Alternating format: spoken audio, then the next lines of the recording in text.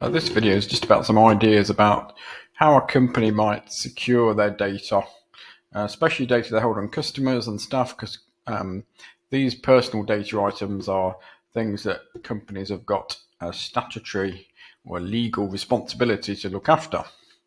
The first thing we might think about is backing the data up.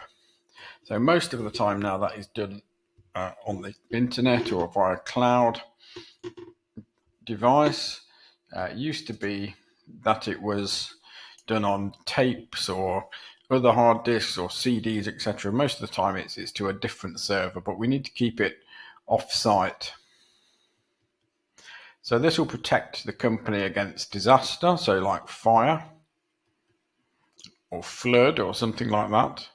So if you get a fire in your building and it burns the server with all your data on, or a flood and it destroys the server in the same kind of way, then you need to be able to have some data to put back on. So all your data you need to keep. So you can always buy a new server, and you can always replace the equipment, but you can't easily replace the data in the same way.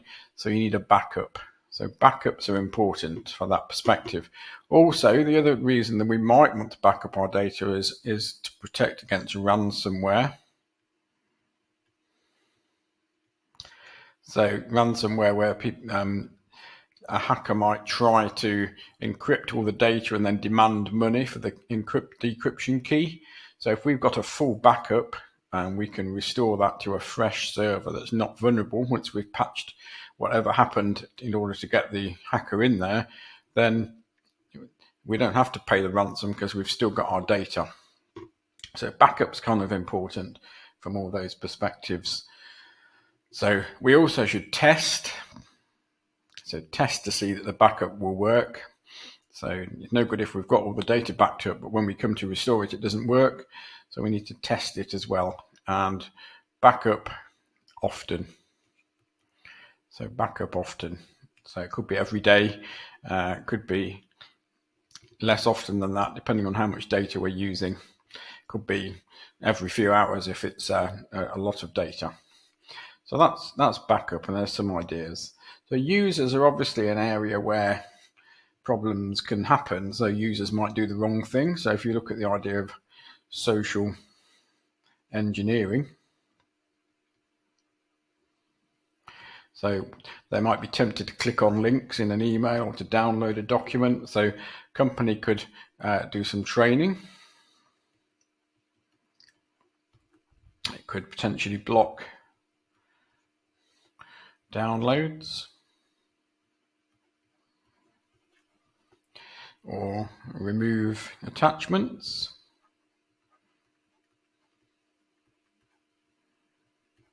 As policy, that kind of thing. It could disable pop-ups perhaps.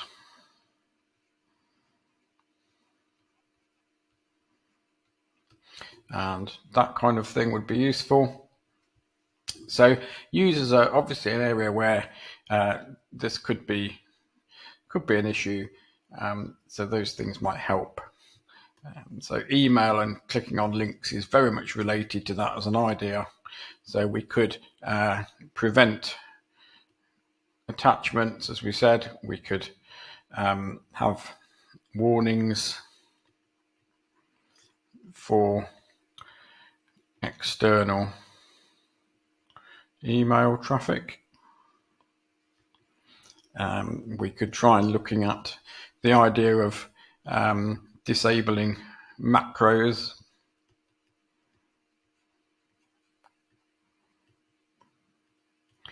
In documents that come on email, etc. So all those kind of things might certainly help. So then housekeeping. So what can we do with housekeeping? Well, we could keep software up to date.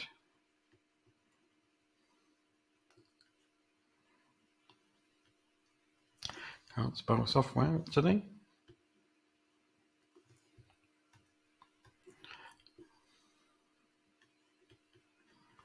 So keep software up to date.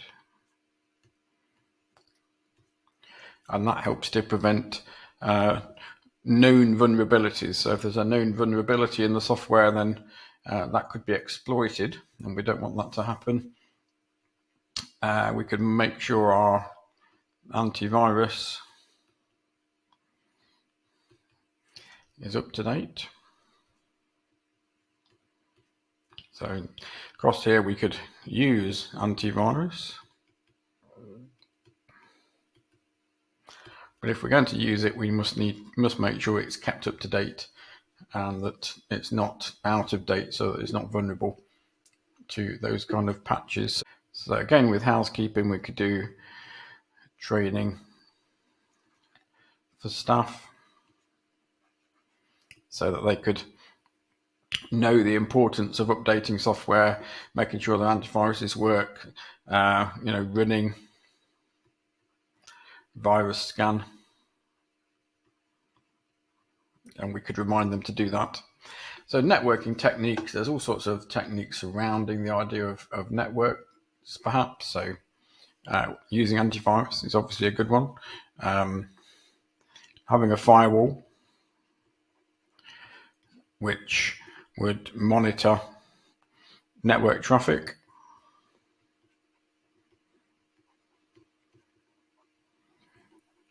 Like that. Monitor network traffic and potentially could block ports or some IP addresses. We could do MAC address filtering.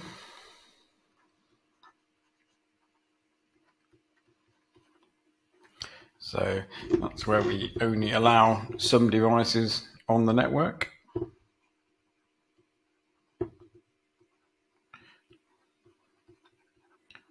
So some devices only allowed.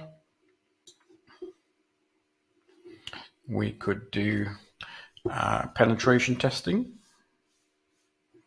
So sometimes shortened to pen testing.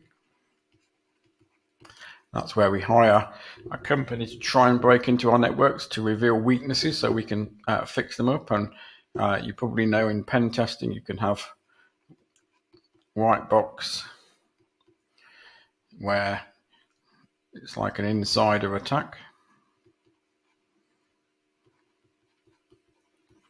And again, that's back to the idea of users, or it could be black box. So no info given. And that's an external kind of hacker. So we might do penetration testing to find out weaknesses, etc. If it's a wireless network, we could disable the SSID.